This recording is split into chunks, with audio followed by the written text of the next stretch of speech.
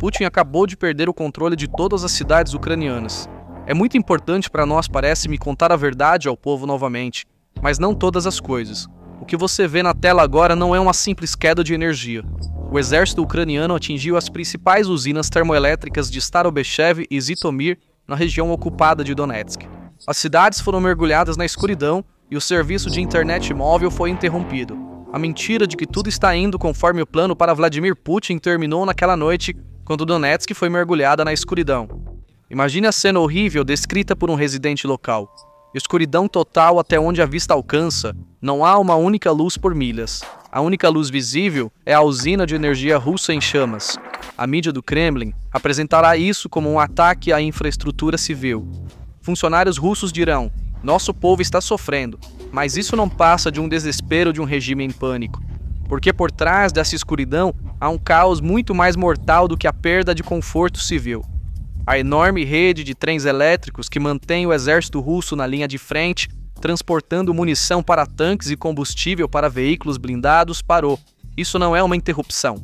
Este é o plug sendo retirado da máquina de guerra de Putin. Este único golpe nas estações e transformadores da Ucrânia quebrou a espinha dorsal logística da Rússia e entregou o controle das linhas de frente à Ucrânia. Este foi o momento em que Putin perdeu completamente o controle de sua máquina de guerra nas cidades da Ucrânia. Agora, ao longo da linha que se estende de Pokrovsk a Zaporizhia, tropas russas sem munição estão sendo enviadas em missões suicidas sob o nome de infiltração. Generais russos recorreram ao método mais primitivo, ataques suicidas ao estilo Mad Max usando motocicletas e veículos civis. Nas linhas de frente, burros estão substituindo a artilharia e os veículos blindados. A única coisa que resta é a propaganda do Kremlin tentando esconder a perda de controle e os corpos de milhares de soldados russos abandonados nas linhas de frente. Até mesmo Viktor Baranets, o leal propagandista patriótico do Kremlin, coronel da reserva e correspondente militar da publicação Komsomolskaya Pravda, está farto da propaganda militar e das mentiras de seu país. Ao longo da linha que se estende de Pokrovsk a Zaporizhia, milhares de soldados russos estão atualmente deixados para morrer sem munição, combustível ou proteção. Para entender esse caos, você deve primeiro entender a maior fraqueza da Rússia. Há uma realidade que o analista militar ocidental Trent Telenko tem enfatizado há anos, mas que o Kremlin teimosamente ignorou. O exército russo não é um exército de caminhões. O exército russo é um exército ferroviário. A logística russa depende profundamente da vasta rede ferroviária da era soviética. Cada projétil de artilharia, cada motor de tanque, cada litro de combustível destinado às linhas de frente é transportado por trem. Mais de 70% desses trens na Rússia funcionam com eletricidade. É por isso que as duas usinas de energia que a Ucrânia atingiu em Donetsk foram um golpe estratégico decisivo. Quando as usinas de Starobechev e Zitomir foram desativadas, a tensão nas linhas de catenária ferroviária na região de Donetsk caiu para zero. Trens carregados com toneladas de munição nos trilhos ficaram parados no lugar. Você pode perguntar, por que eles não usam locomotivas a diesel? A resposta está na decadência estrutural da Rússia. A Rússia não tem locomotivas a diesel suficientes para alimentar essa enorme rede. As que existem estão apodrecendo em ferros velhos devido ao descaso e a uma crise de peças de reposição. Com os trens fora de serviço, o Kremlin ficou com apenas uma opção: transferir o enorme carregamento de munição e pessoal para as estradas em comboios de caminhões indefesos. Ao carregar a rodovia Selidovo-Pokrovsk e a única rota de abastecimento asfaltada em Zaporizhia para abastecer as frentes de Pokrovsk e Zaporizhia, o exército russo estava, na verdade, assinando sua própria sentença de morte, porque a Ucrânia estava esperando precisamente por esse movimento. No momento em que os comboios russos se espalharam pelas rodovias, os caças MiG-29 e F-16 da Força Aérea da Ucrânia tomaram os céus. Sob suas asas estavam bombas GBU-62 de fabricação norte-americana, integradas com kits de orientação Jodhammer avançados e mísseis Hammer de fabricação francesa.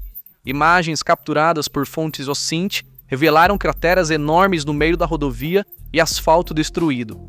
A passagem tornou-se impossível. As baterias de artilharia russas atualmente lutando na frente de Pokrovsk ao norte de Donetsk estão esperando pelo trem de suprimentos que deveria estar vindo atrás delas, mas esses trens e caminhões não chegarão. Essa paralisia logística não é apenas um atraso. Na guerra moderna, até mesmo a interrupção de um único dia no fluxo de munição é uma sentença de morte para os soldados na linha de frente. Apesar disso, as ordens de Moscou permanecem inalteradas: avançar, atacar a qualquer custo.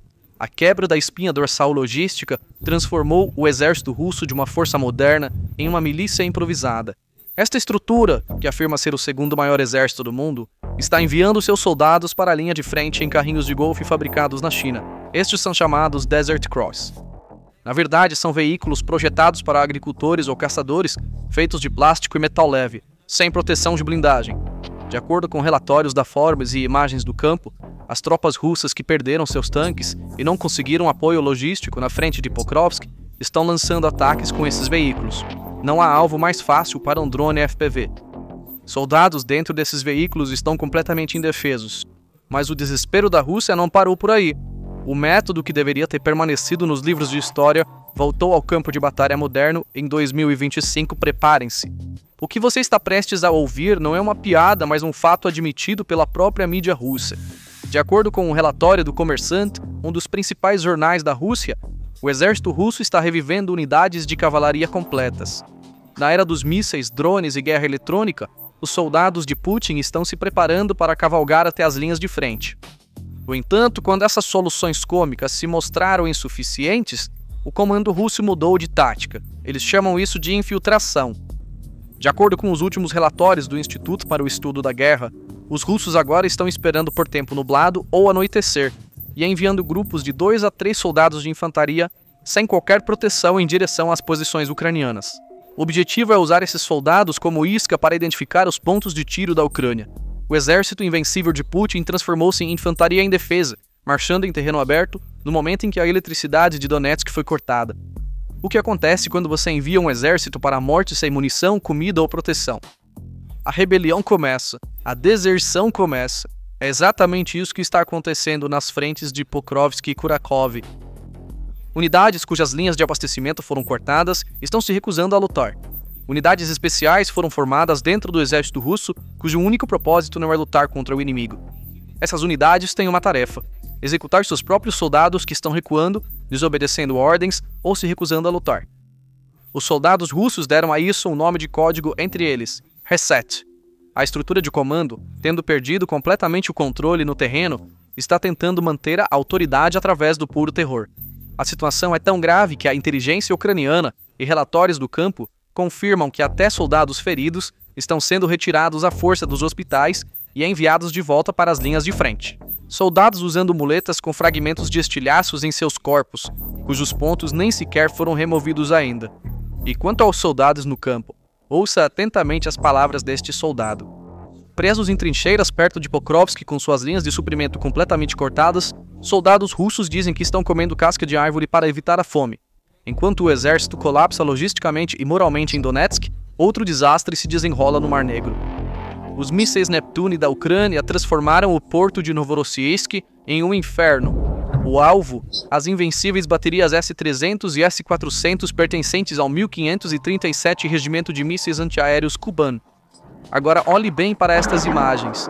Este não foi apenas um ataque regional, foi uma onda de choque global. Imediatamente após a notícia do ataque, os preços globais do petróleo subiram de 2 a 3%, porque esta era a principal ponte que sozinha representava 20% das exportações totais de petróleo marítimo da Rússia, paralisando 2% do fornecimento global. Putin precisava desse petróleo para cobrir o custo da guerra que ele iniciou na Ucrânia. Agora que o petróleo está queimando em seu próprio porto, isso significa que o fluxo de dinheiro para o cofre de guerra foi cortado da noite para o dia. A incompetência de Putin também atingiu seu aliado, o Cazaquistão. O ataque também forçou o consórcio do oleoduto do Cáspio, terminal CPC, a principal rota de exportação de petróleo cazaque, localizado bem ao lado, a fechar temporariamente. Putin agora se tornou um parceiro não confiável, que não pode proteger seus aliados e até mantém suas economias reféns para sua própria guerra.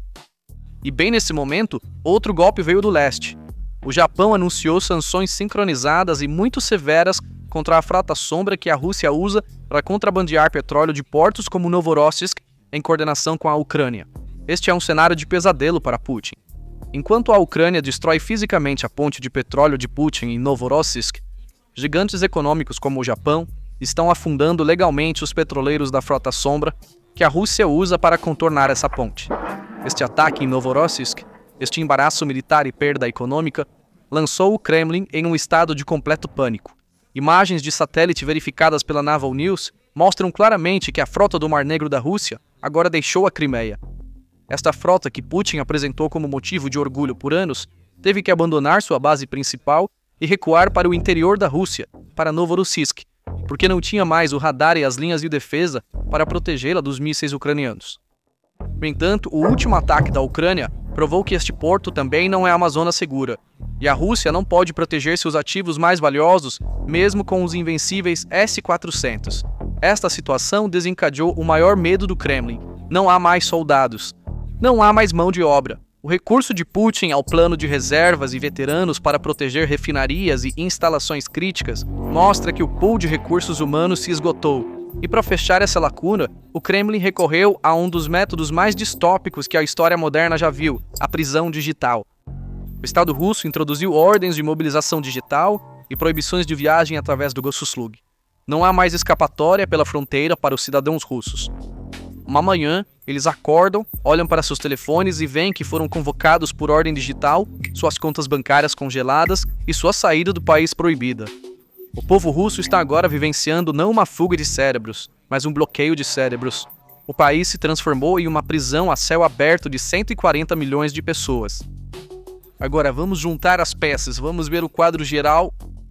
Quando você olha os eventos individualmente, eles podem parecer apenas um dia ruim. Mas quando você os junta, é um efeito dominó. A Ucrânia atingiu os transformadores em Donetsk. As cidades ficaram às escuras. Quando a energia acabou, a rede ferroviária que abastecia o exército russo parou. Sem munição ou combustível chegando às linhas de frente, os tanques e a artilharia silenciaram. A infantaria, sem blindagem, foi levada a missões suicidas em carrinhos de golfe. Soldados que não queriam morrer se rebelaram e os comandantes enviaram esquadrões de execução. Esta reação em cadeia é a realidade atual do exército russo. Como observou o porta-voz do exército ucraniano Trehubov, a Rússia começou a perder a iniciativa nas direções de Kupiansk e Pokrovsk. Putin pode não se importar com as perdas nas linhas de frente, mas quando os russos não conseguem mais suprir suas necessidades diárias em casa, a verdade vem à tona. E essa verdade está surgindo lenta, mas seguramente.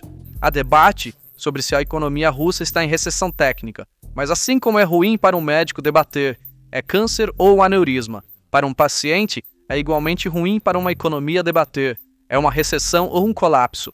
O consumo está caindo, as pessoas estão economizando dinheiro, a Rússia está enterrada sob os destroços econômicos e físicos da guerra que iniciou. Como resultado, as ruas de Donetsk estão escuras esta noite, mas a verdadeira escuridão está no futuro do exército russo. Por anos, Putin disse ao mundo que a Rússia era uma superpotência e que seu exército era invencível.